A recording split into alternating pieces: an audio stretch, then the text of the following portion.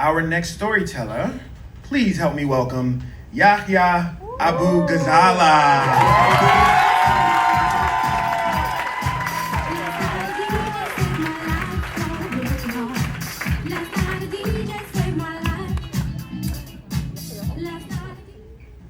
Okay, back in 2015, it was the summer before I was set to go off to my first semester of college at the University of Virginia in Charlottesville. And go Hoos. And we were the soccer team that I was on for the last couple of years was going to have its last practice as a sort of final goodbye, but also to prepare any of the players who were going to go off and play in school. And so I'm going to pause right here for a second and say, in case you couldn't tell by how I look, I'm actually a Muslim Arab American, and I was the only one on my team for that. So put that in your back pocket. It's going to be relevant later in the story. Just hang on to it for now.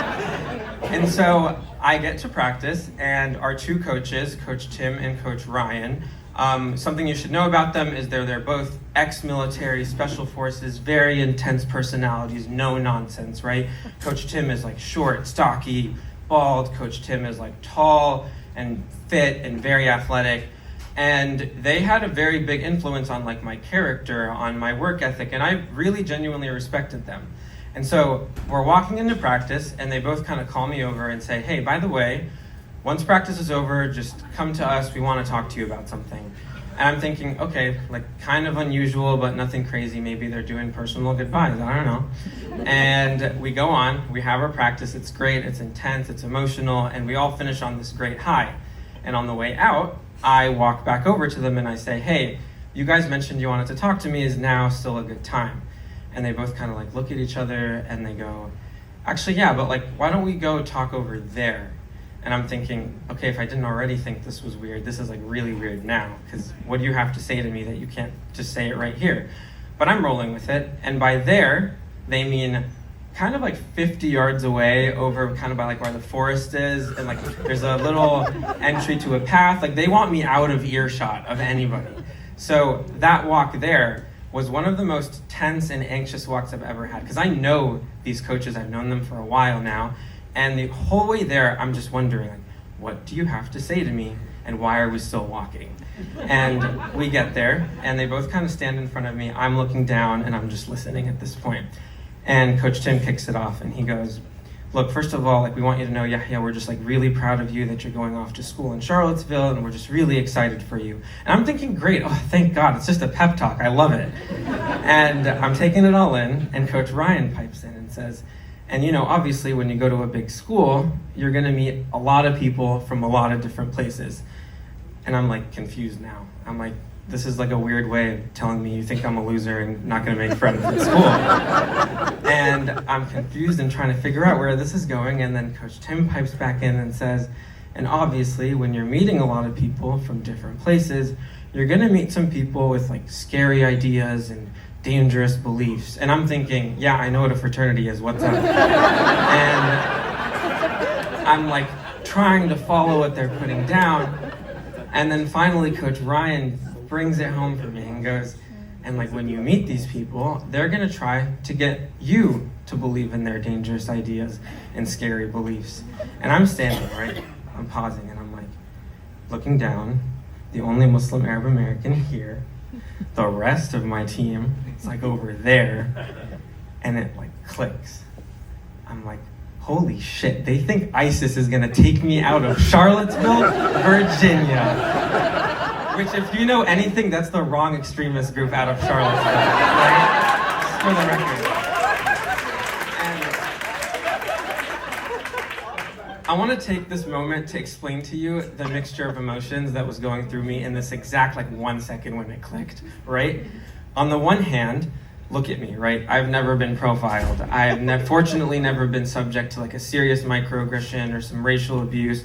I'd seen my mom go through it. I'd seen my siblings go through it. And I always felt like I couldn't connect to them. I felt like part of me was missing from my identity.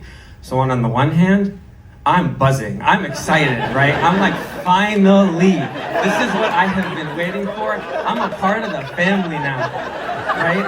It's amazing.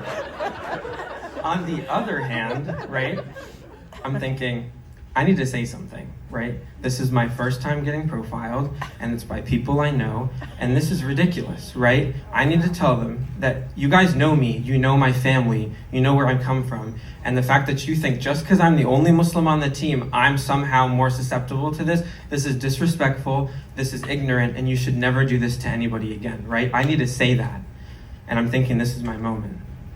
But the thing about me is I'm a people pleaser. So the only thing I could come out of my mouth in that moment was, oh my God, thank you guys so much for looking out for me. I had no idea this was possible. Actually, can I reach out to you in case they come for me? I'd love to just figure out what to do. You guys seem like you have some experience. And they ate this up. They were like, yeah, we love it. This is what we're here for. We're so glad you're taking this so well. Just let us know. And just as quickly as this ridiculous conversation started, it was wrapped up and we were walking back towards the team. And I know, on the way back there, patriotism running through their veins, right? They're thinking, yo, we just stopped the next 9/11 by talking to them. I know it, right? But it was on the way back there that I realized something. Like my nosy teammates, they're gonna ask me, right? What did coach want? What do they want to talk to you about? And I realized I was gonna lie because on the walk back, I realized this was really embarrassing because how do you go tell your team that they were just trying to give me a heads up on ISIS, right? It's just not something you could naturally explain. So when they asked me, I very casually just brushed it off and said, oh, they were just giving me some fitness advice on staying in shape for playing and blah, blah, blah. And I got in my car and I was just driving home trying not to think about this. But I've thought a lot about this story when I was preparing for this. And I'm thinking about the future, and I'm thinking about how I've never really thought about the element of embarrassment, because I think when you're in those moments and you are being profiled, or if you've been profiled or subjected to discrimination, there's fear, there's anger, you're upset.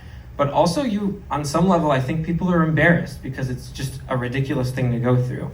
And I'm hoping that when I'm profiled, if I'm ever profiled again, I'll be able to say something and say the right thing and step up to the plate, and I'm pleasing no people the next time.